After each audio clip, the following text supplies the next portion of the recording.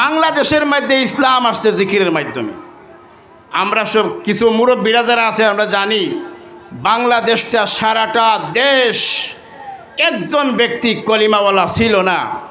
সেই দেশের মধ্যে গৌরবিন্দ রাজা আছিল, আর শাহজালাল মজররদে এমনি রহমতুল্লাহ আলাইহি এমন থেকে 360 জন আউলিয়া কেরাম লিয়া বাংলাদেশ যাত্রা করলেন। করিমগঞ্জে যখন গেছিলেন, করিমগঞ্জে যখন পৌঁছিয়া গেলেন, তখন গৌরবিন্দ রাজা শুনছে রে মোল্লার দল আয়া গেছে রে, মোল্লার দল আয়া গেছে, আর দেশ রক্ষা করা যাবে না, আর দেশ আমাদের হাতে থাকবে না, মোল্লার দল আয়া গেছে বলে করিমগঞ্জ থেকে লয়া, শিলচর থেকে লয়া যত নদীর মাঝে যত ঘাট আছে, কষ্টি আছে, নৌকা আছে, সব নৌকা বন্ধ করে দাও। অর্ডার কার্যকারী করছে, তার সিদ্ধান্ত সমস্ত নৌকা বন্ধ করে দাও, যাতে মোল্লার দল আমাদের দেশে ঢুকতে পারে না। খাজা শাহজালাল মজররদে এমনি রহমতুল্লাহ আলাইহি 360 আউলিয়াকে বললেন, মুসল্লা বিছাইয়া দিলেন, আর আল্লাহর জিকির করলেন, বললেন যে আমার মুসল্লার উপরে উঠো। 360 আউলিয়া কেরাম নামাজের মুসল্লায় বসিয়া উনি জিকির করলেন। জিকিররত অবস্থায় কুশিয়ারা নদী পার হয়ে, বরাক নদী পার হয়ে বাংলাদেশ পৌঁছিয়া গেলেন। জিকিরের কি তাকত! গৌরবিন্দ রাজায় যখন শুনলে মোল্লার দল তো ঢুকিয়ে গেছে দেশ, এরা কীভাবে বন্ধ করা যায়? সারাটা দেশ বাদ ছিতরাইছে। তার গণক আছে, গণকরা কইছে যে এরা কিডা বন্ধ করা যায় বলে, মুসলমানরা বাতরে বিরাট সম্মান করে, মুসলমানে রিজেক্টরে সম্মান করে, এরা রিজেক্টরে ফাও দেওয়া ফারাইতো না। গতিকে সারাটা দেশ বাদ ছিতরাই দাও। এমনভাবে বাদ ছিতরাইছে, শাহজালাল মজররদে এমনি রহমতুল্লাহ আলাইহি 360 আউলিয়া লইয়া আল্লাহর কাছে হাত উলাইলেন, আল্লাহ আসমান থেকে কোনো মখলুক নাজিল করো, যে মখলুকে মিনিটের ভিতরে সারা বাদকে শেষ করে দেয়। আল্লাহ কইতে দেরি হয়েছে, আসমান থেকে লক্ষ লক্ষ কবুতর নামতে দেরি হয় নাই। আসমান থেকে বৃষ্টির মতো কবুতর আসা শুরু হয়েছে, আর সারা বাদ খায়া শেষ করেছে। এখন সারা ময়দান ক্লিয়ার। গৌরবিন্দ রাজার 7 তালা দলানের সামনে গিয়া হজরতে শাহজালাল মজররদে এমনি রহমতুল্লাহ আলাইহি 360 আউলিয়াদেরকে বললেন, তোমাদের মধ্যে কার জীবনে তাহাজ্জুদের নামাজ কজা নাই? কার জীবনে ফজরের জামাতের মধ্যে তাকবীরে উলা কজা নাই? তুমি আজকে আজান দাও, তুমি আজান দাও। একজন ব্যক্তি শাহজালাল মজররদে এমনি রহমতুল্লাহ আলাইহির লগে শাহ পরান, শাহ মখদুম, শাহ আমানত, বড় বড় আরো আউলিয়া কেরাম ছিলেন। একজন ব্যক্তি বললেন, হুজুর আমার জীবনে তাহাজ্জুদের নামাজ কজা নাই, আমার জীবনে ফজরের নামাজের মাঝে তাকবীরে উলা কজা নাই, তুমি আজান দাও। যখন আল্লাহু আকবার কইরা প্রথম তাকবীর দিছেন, প্রথম তাকবীরের ঠেলায় আওয়াজে শাহজালাল মজররদে এমনির 7 নম্বর তালা ভাঙ্গা পড়ছে। আল্লাহু আকবার! ইসলাম এইভাবে পৃথিবীতে আসছে। 2 নম্বর, আশহাদু আল্লা ইলাহা ইল্লাল্লাহ। 2 নম্বর তাকবীর যখন আরম্ভ করলেন শাহজালাল মজররদে এমনির এই খাদিম, উনির মুরিদ, আবার 6 নম্বর তালা ভাঙ্গা পড়ছে। আল্লাহু আকবার!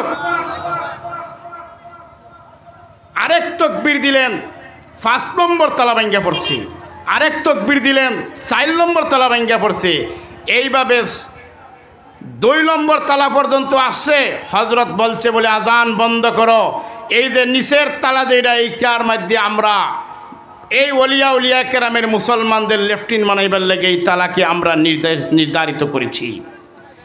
এই আসিল তাদের জিকিরের পাওয়ার, এই আসিল তাদের ইমানের বলিস। আজকে আমরা ইমান হারা বান্দা হয়ে গেছি, আমাদের ইমান দুর্বল হয়ে গেছে। আমরা দিনের মধ্যে সে বসতেও ভালো লাগে না, শুনতেও ভালো লাগে না, আমল করতেও ভালো লাগে না। আমাদের ইমানের থেকে রূহ এই উঠে গেছে। খাজা মঈনুদ্দিন চিশতি রহমতুল্লাহ আলাইহির একজন খলিফা ছিলেন, কুতুবউদ্দিন বখতিয়ার কাকি রহমতুল্লাহ আলাইহি। নাম শুনছেন? আজকালি ফির আউলিয়ারই কথা কইতাম আর কোরআন হাদিসেরই কথা কইতাম ইনশাল্লাহ। কিসা কাহিনী কয়ে লাভ নাই। জিকিরের ফই কি আছেন তো ইনশাল্লাহ? জি, আপনারা সব জিকিরের ফই কি আছেন তো? আলহামদুলিল্লাহ। কুতুবউদ্দিন বখতিয়ার কাকি রহমতুল্লাহ আলাইহি মঈনুদ্দিন চিশতি রহমতুল্লাহ আলাইহির একজন বড় খলিফা, বহুত বড় আল্লাহর একজন ওলি। উনি মারা যাওয়ার আগে ওনার মুরিদদেরকে বললেন, বাবারা, যখন তোমরা শুনবা কুতুবউদ্দিন বখতিয়ার কাকি মারা গেছে, দুনিয়ার থেকে চলে গেছে, তখন তোমাদেরকে আমি একটা দায়িত্ব দিয়ে যাচ্ছি যে ব্যক্তির মধ্যে 4টি শর্ত পাওয়া যায় সেই ব্যক্তি আমার জানাজার নামাজ পড়াইবে। যেই ব্যক্তির মধ্যে 4টা শর্ত, 4টা গুণ আর 4টা সিফত আছে, সেই ব্যক্তি আমার জানাজার নামাজ পড়াইবে। 1 নম্বর গুণ হইল গিয়া তার জীবনের জামাতে, ফজরের জামাতের মধ্যে তাকবীরে উলা কজা নাই।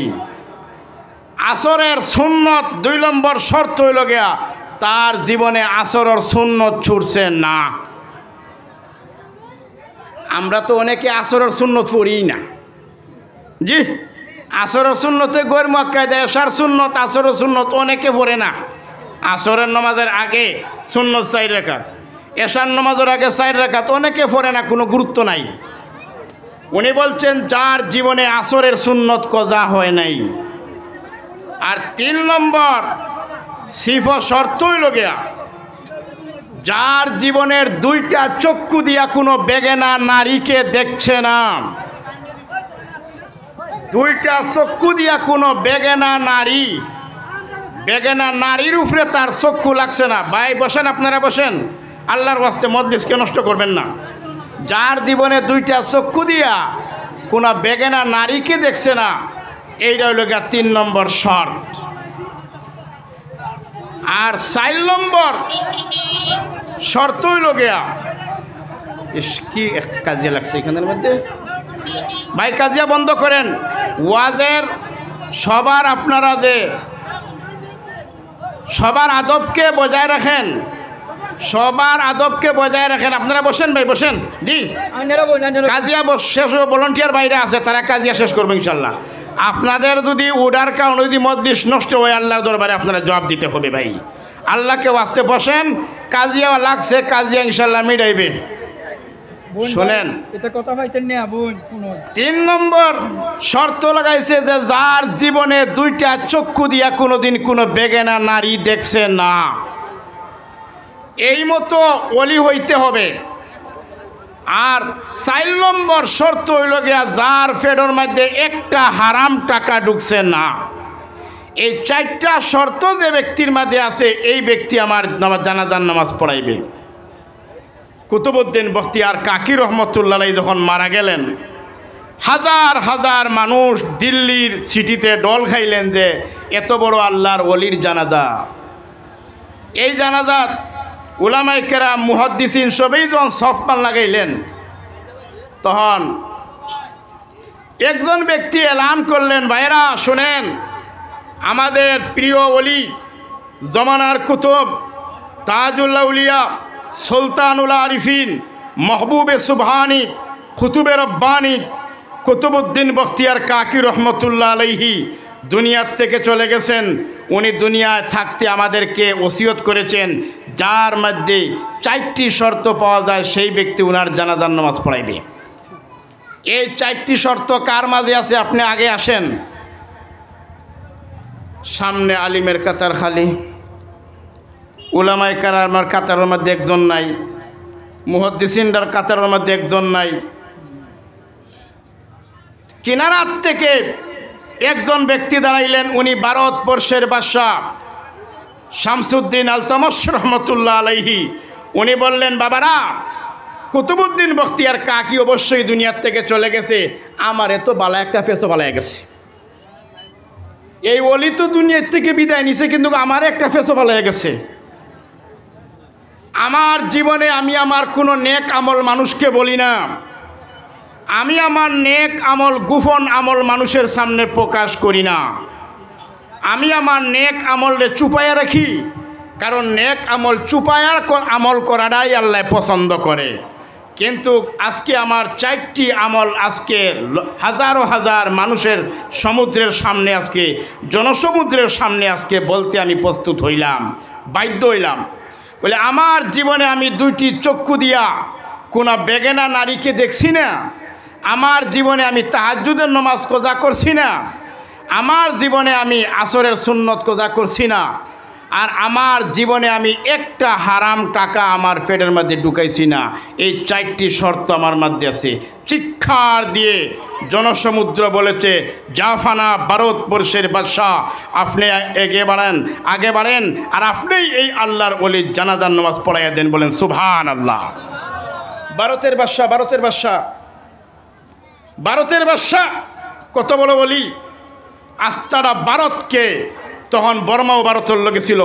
আস্তারা ভারত, পাকিস্তান, বাংলাদেশ এক দেশ আছিল।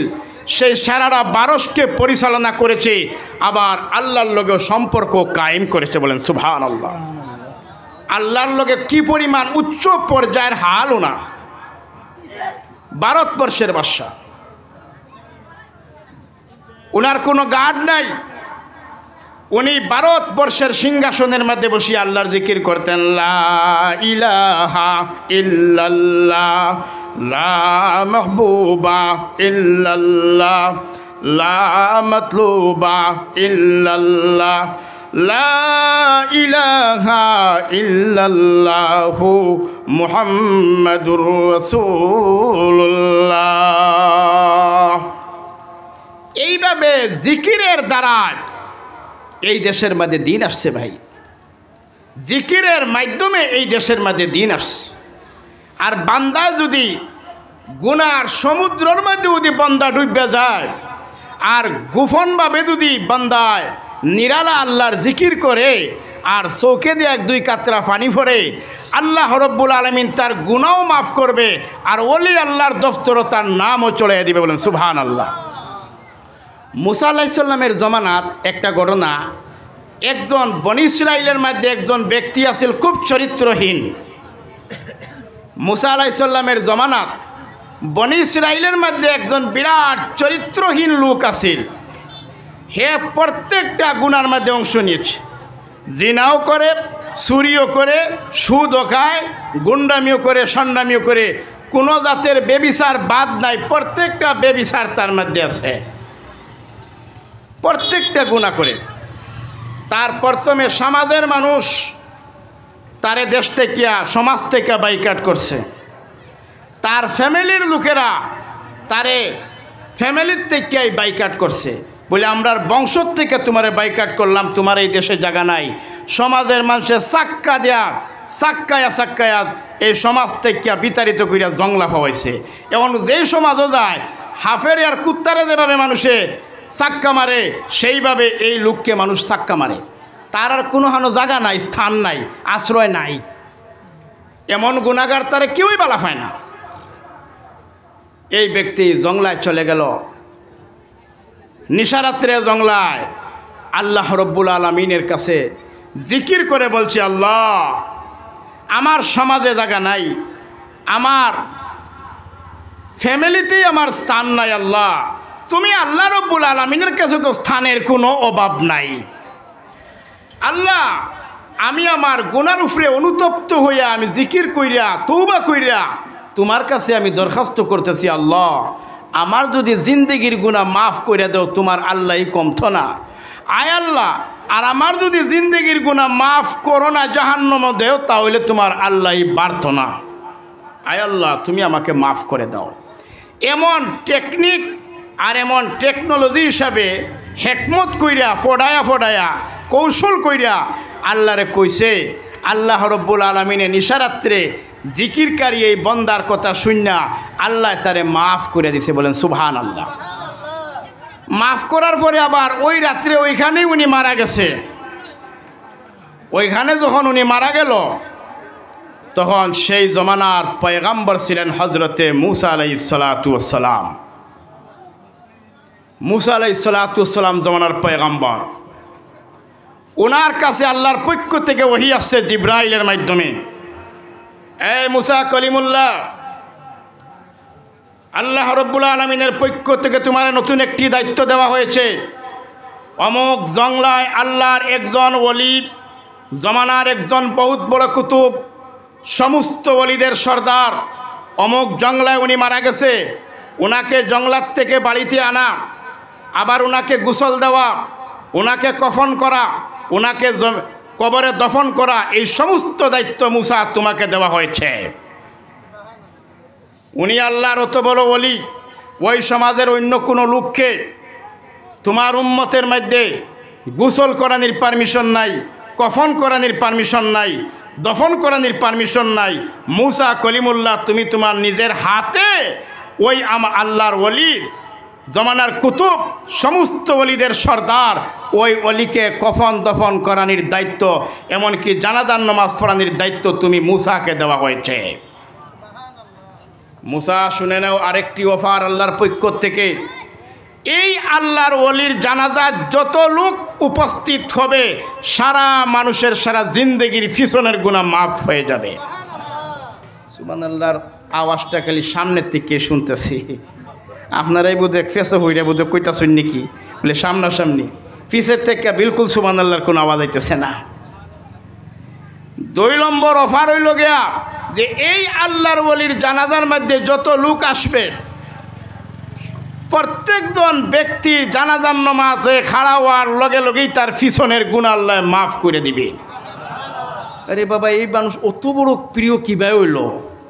যারে সমাজের মানুষে সাক্কায় বাইর করছে, সমাজ থেকে বাইর করছে, জংলায় পশুর সাথে থাকবার জায়গা দিছে, এই সমাজে থাকবার জায়গা নাই। আর উনি রাত্রে, শেষ রাত্রে আল্লাহর জিকির করে জংলায়, এক সাইডে দিয়ে বাঘবার লোক, আরেক সাইডে দিয়ে আল্লাহর ওলি জিকির করতেছে। আর উনি অত বড় ওলি কেমনে হইল? হজরতে মুসা আলাইহিস সালাম সকালে উঠলেন, উনি জংলার দিকে যাত্রা করলেন, এই ওলিকে বিশ্রেয়া বাইর করলেন। এই আল্লাহর অত বড় ওলি নি, যে ওলির জানাজা পড়লে সারা মানুষের জীবনের গুনাহ মাফ হয়ে দেব। আজকে পৃথিবী সৃষ্টি হওয়ার আগে এমত অফার কোনো নবীর উম্মতকে দেওয়া হয় নাই। আজকে সুর কমাইয়া দিয়াম, অন্য অনসব বুলবুলি করি আপনারা ইউটিউবে বেজান পাইছেন সুরের ওয়াজ কমাইলতেছি, খারাপ পাইতেছেন? সুরের ওয়াজের 10 পয়সার লাভ নাই ভাই। বালা লাগলে শুনুন, আল্লাহর ওয়াজতে কইতাছি, আল্লাহর লেগে কইতাছি ভাই। সুরের ওয়াজের 10 পয়সার দাম নাই। সুরের ওয়াজের মানুষে বুঝেও না, আর হয় হয় করে, আর সুরের ওয়াজের কোনো আসরও নাই। সুর কিছু কমাইলছি জি, কথাগুলি শুনেন, ওলি আল্লাহর কথা। আমি তাদের পায়ের তলার দুলের তলার দুল শামসুদ্দিন নয়। কি অফার দিলেন উনার? ওই একটা সপ্তাহ হয়েছে না, দেশের মানুষের চাক্কায়া দেশ থেকে পাহাড় পাওয়াইছে। আর উনি এত বড় আল্লাহর ওলি হইলেন যে তার জানাজার নামাজ আর জানাজার নামাজ পড়ানির দায়িত্ব আল্লাহ মুসা নবীরে দিছে। তার কফন দফন করানি, গোসল করানি, সারা দায়িত্ব আল্লাহ একজন পয়গম্বররে দিছে। এমনকি তার জানাজায় যত মানুষ উপস্থিত হবে, সারা মানুষের জীবনের গুনাহ মাফ হয়ে যাবে। মুসা আলাইহিস সালাম জংলায় পৌঁছিয়া গেলেন। জংলায় গিয়ে দেখলেন তো আল্লাহর ওলি দরবেশ সাহেব টিলার একটি কিনারায় শুয়ে আছেন, মৃত মরদেহ। এই মরদেহকে কিছু উম্মত নিয়া হজরতে মুসা আলাইহিস সালাম উনি নিয়ে আসলেন। আসার পর মিশরের মানুষ, কাউকে মুখ দেখার পারমিশন নাই, সমস্ত কাজকাম ওনার দফন কফন করা নিয়ে মুসা আলাইহিস সালাম নিজেই করবেন। ওনাকে জানাজার নামাজ পড়ানির পরে মানুষের চিৎকার দিয়ে বলছে, মুসা কলিমুল্লাহ, এই কোন ব্যক্তি যার জানাজার নামাজ পড়লাম আমাদের জীবনের গুনাহ মাফ হয়ে গেল, ওই ব্যক্তি কে আমাকে দেখাও। তখন মুসা আলাইহিস সালাম দেখানির পারমিশন দিয়ে দিলেন। ওই ব্যক্তির যখন চেহারা দেখতেছে, এখন কিছু লোকে কয় ওইটা তো আমাদের গাঁয়ের মানুষ, অমুক বদমাস, নাউজুবিল্লাহি মিন যালিক। কেউই কইলা তো আমাদের মামু, কেউই কে আমাদের চাচা, কই কই আমাদের দেশের মধ্যে একটা বড় অসভ্য লোক আছিল, আমরা নিজেই সাক্ষায় তার এই দেশ থেকে বিদায় করছি। আর মুসায় আজকে এমন একটা অফার দিল যে হে বলে সারা অলিদের অলি হয়ে গেছে, আবার তার জানাজার নামাজ পড়লে আমাদের জিন্দেগির গুনাহ মাফ হয়ে যায়। এটা কেমনে এটা এই কথাটা বুঝবার মতো নয়, এটা অত বড় অলি কেমনে হইল? হজরতে মুসা আলাইহিস সালাম নিজেই চিন্তাত পড়ে গেলেন, উনি আল্লাহর কাছে সৈদাত পড়ে গেলেন। আল্লাহর পক্ষ থেকে ওই আসছে মুসা, হ্যাঁ উনি আমার ওলি। আর শুধু ওলি না, আজকের দিন পর্যন্ত জমিনে যত ওলি হয়েছে সমস্ত ওলিদের হেড ওলি, সমস্ত ওলিদের ওলি, আর সমস্ত ওলিদের দফতরের মধ্যে আমার এই ওলির নাম উপরে আমি আল্লাহ চড়াইয়া দিছি। বলেন সুবহানাল্লাহ। ইল্লা মান তাবা ওয়া আমানা ওয়া আমিলা আমালান সালিহা উলাইকা ইউবাদদিলুল্লাহু সাইয়্যাতিহিম হাসানাত। মহান আল্লাহ রব্বুল আলামিন বলেন, সমুদ্র পরিমাণ যদি কোনো মানুষে বাবারা গুনাহ করে অপরাধ করে, আর আল্লাহ রব্বুল আলামিনের দরবারে যদি মানুষ রুজু হয়ে যায় তওবা করে, আল্লাহ রব্বুল আলামিন তওবাকারীর জিন্দেগির গুনাহ মাফ করে আল্লাহ রব্বুল আলামিন ওলির দফতরে নাম চড়াইয়া দেয়। বলেন সুবহানাল্লাহ। ওলি আল্লাহর কি আকর্ষণ! উনি জংলায় থাকছে, কোনো বাকবার লোকের দম নাই জিকিরকারী ব্যক্তিকে ক্ষতি করার। জিকিরকারীদেরকে কে ক্ষতি করবে?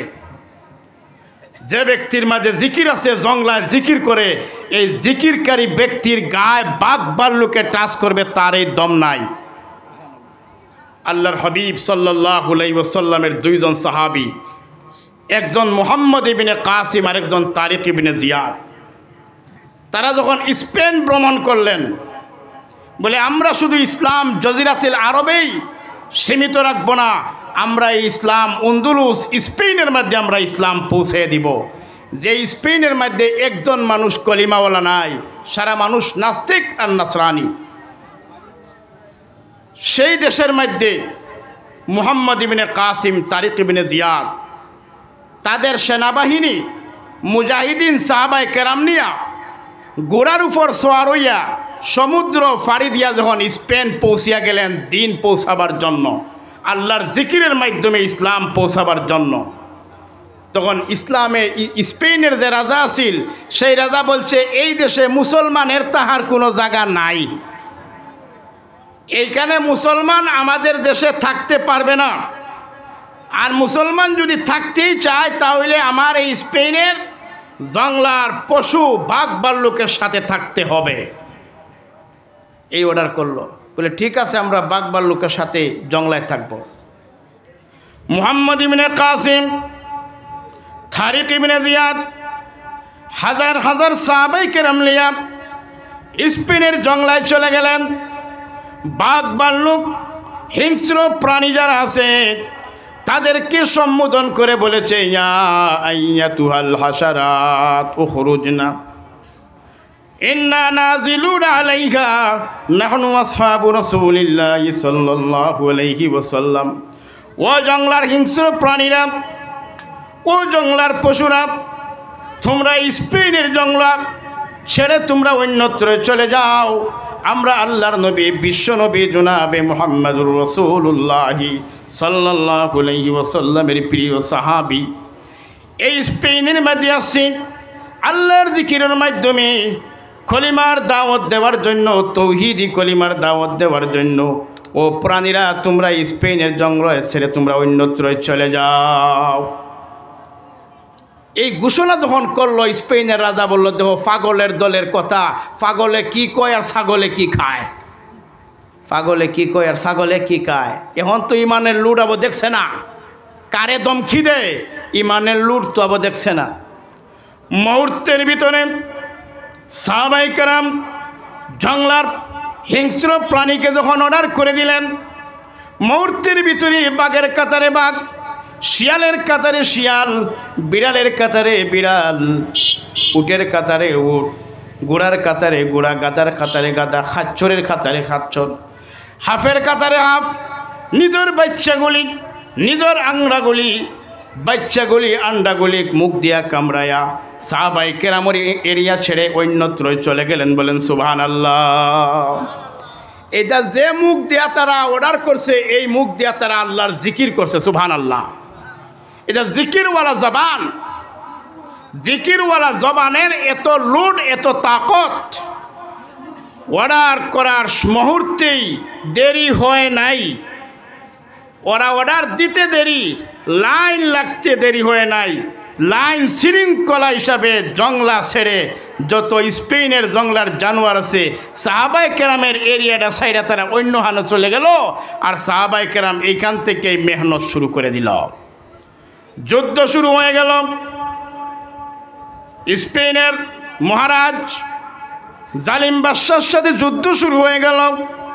কিছুক্ষণ সময়ের ভিতরে যখন স্পেনের সিংহাসন সাহাবায়ে কেরাম দখল করে নিলেন, ভাইয়েরা, স্পেনের আন্দালুসের সিংহাসন দখল করে সেই সিংহাসনের মধ্যে বসিয়া বলেছেন, লা ইলাহা ইল্লাল্লাহ, লা মাতলুবা ইল্লাল্লাহ, লা মাহবুবা ইল্লাল্লাহ, লা মাওজুদা ইল্লাল্লাহ, লা ইলাহা ইল্লাল্লাহু মুহাম্মাদুর রাসূলুল্লাহ। একবার কোন সাল্লাল্লাহু আলাইহি সাল্লাম। দুরূদ শরীফ পড়লে বিরাট সওয়াব। একবার দুরূদ শরীফ পড়লে বান্দার উপরে 10টি রহমত নাজিল হয়। বলেন সুবহানাল্লাহ। 10টি গুনাহ মাফ হয়, 10টা দরজা বুলন্দ হয়। এই আসিল সাহাবায়ে কেরামের ইমানওয়ালা মেহনত, জিকিরওয়ালা মেহনত, তৌহিদে মেহনত। যে তৌহিদে মেহনতের মাধ্যমে আজকে ইসলাম আমাদের কাছে আসছে। ভাই, আজকে ইসলাম আমাদের মধ্যে আসছে সাহাবায়ে কেরামের এই তৌহিদি মেহনতের মাধ্যমে। উপস্থিত হাজিরিন, যে জিকিরওয়ালা বান্দার এই পৃথিবীতে জিকিরের অনেক ঘটনা রয়েছে, জিকিরের অলৌকিক অনেক ঘটনা রয়েছে।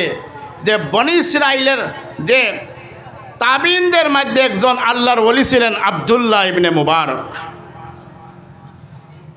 জিকিরকারী বান্দা একটা মিনিটের ভিতরে সে আল্লাহর ওলি হইতে পারে। দুনিয়ার মধ্যে মাস্টার হইতে হইলে 10-15 বছর পড়তে লাগবো, আর মৌলানা সাহেব হইতে হইলে টাইটেল পাস করতে লাগবো, হাবিব সাহেব হইতে হইলে 5 বছরে কোরআন হিফজ করতে লাগবো।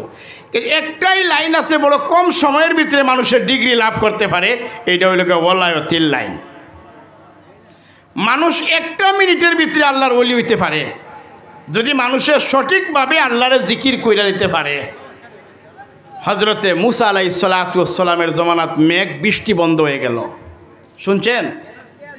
মুসা আলাইহিস সালাম জিনার 6 লক্ষ উম্মত বনি ইসরাইলদেরকে নিয়ে উনি দোয়া করতেছে, মেঘ বৃষ্টি তো হয় না, মেঘ বৃষ্টি তো হয় না, অনেক দোয়া করতেছে, মেঘ বৃষ্টি তো হয় না।